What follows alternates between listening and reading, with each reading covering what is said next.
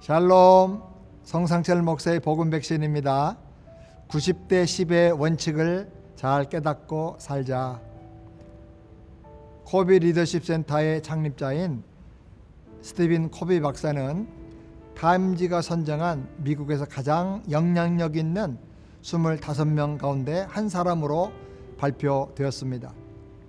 그는 90대 10의 원칙을 주장하는 것으로 유명합니다. 90대 10 원칙은 사람 인생을 바꿀 수 있는 중요한 발견이라고 합니다. 그 원칙은 도대체 무엇일까요? 당신 인생의 10%는 객관적인 사건들로 결정되고 90%는 당신이 어떻게 반응하느냐에 따라서 결정된다는 겁니다. 우리 삶에 일어나는 10%는 내가 통제할 수 없습니다. 가을에 낙엽이 지는 것 막을 수 없지요. 자동차가 고장나는 것 막을 수 없습니다. 모든 일정을 엉망진창으로 만드는 비행기의 연착도 내가 막을 수 없어요. 어떤 운전자가 앞에 막 끼어드는 것도 내가 막을 수 없습니다. 내가 통제할 수 없는 것 10%가 있습니다. 그러나 90%는 내가 결정합니다. 어떻게 결정하느냐? 내 반응으로 결정하는 것이죠.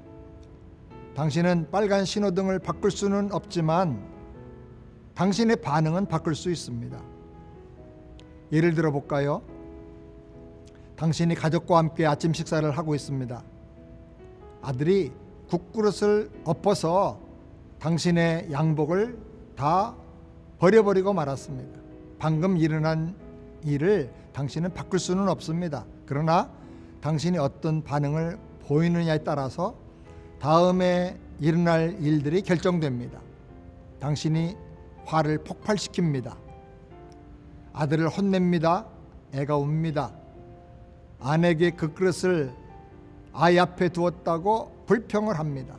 말싸움이 뒤따라오지요. 2층으로 올라가서 옷을 갈아입었습니다. 다시 내려오니 아이는 울고 있고 아침도 못 먹고 학교 갈 준비도 하지 못해서 스쿨버스를 놓쳐버렸습니다. 아내는 당장 출근해야 합니다. 당신이 서둘러서 차로 아들을 학교에 데려다 줍니다. 출근이 늦었기 때문에 30마일 구간을 50마일로 급하게 달려가다가 경찰에게 걸렸습니다. 20분 이상 시간이 늦어졌습니다. $100 벌금까지 물어가면서 학교에 도착했습니다. 아이는 화가 나서 인사도 안 하고 학교로 뛰어들어갑니다. 회사에 20분 이상 지각해서 도착을 해보니 서두르다가 집에서 서류 가방을 놓고 왔습니다. 당신의 하루는 엉망진창으로 시작되었습니다. 갈수록 상황은 점점 더 악화되었습니다. 퇴근 후에 집에 오면 당신과 아내와 애들과 사이가 불편합니다. 왜 이렇게 되었을까요? 아침에 보여준 당신의 반응 때문입니다. 당신이 왜 나쁜 하루를 보냈습니까? 국그릇 때문입니까? 아들이 문제입니까? 경찰관이 문제일까요? 당신이 문제인가요?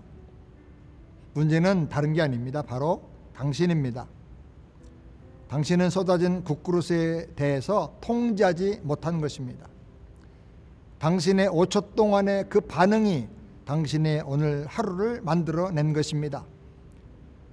당신이 보였어야 했을 반응은 어떤 것일까요? 국그릇이 당신의 양복에 쏟아졌습니다. 아들은 당황해서 울 것 같은 표정을 보입니다. 그런데 당신은 다정하게 괜찮아, 다음부터 더 조심하면 돼 라고 말합니다.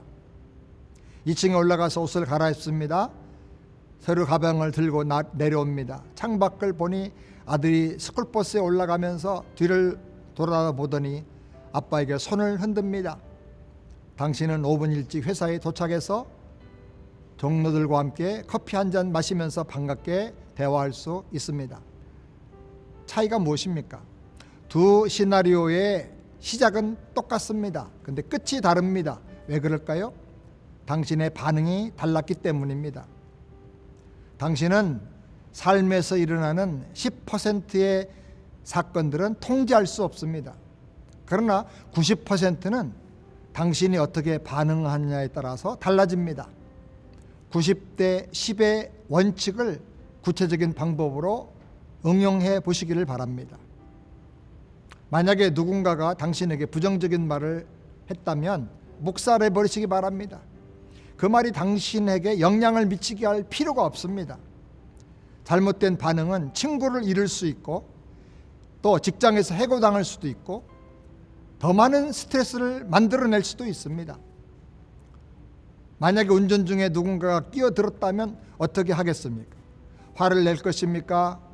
운전대 화풀을 하면서 주먹으로 꽝꽝 내리치면서 혈압을 폭파시킬 것입니까? 왜 다른 사람이 당신의 하루를 망치게 내버려 둡니까? 90대 10의 원칙을 기억하십시오. 가장 좋은 반응을 보십시오. 이사야 26장 3절에 보니까 주께서 심지가 견고한 자를 평강의 평강으로 지키시리니 이는 그가 주를 의리함이니이다 라고 말씀했습니다.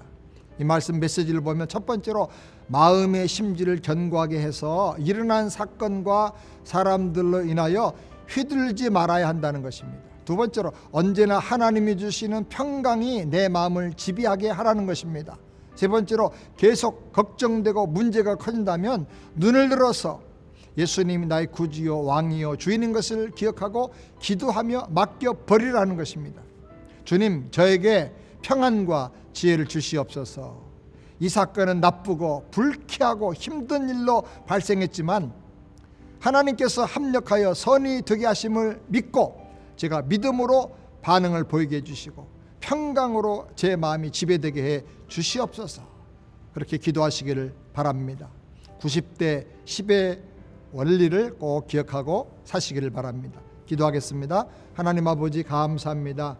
90대 10의 원리를 우리가 잘 기억하고 10% 일어나는 사건은 우리가 통제하거나 바꿀 수 없지만 90%의 반응으로 어떤 인생을 결정할 것인가는 나의 책임에 달려있고 나의 믿음에 달려 있습니다.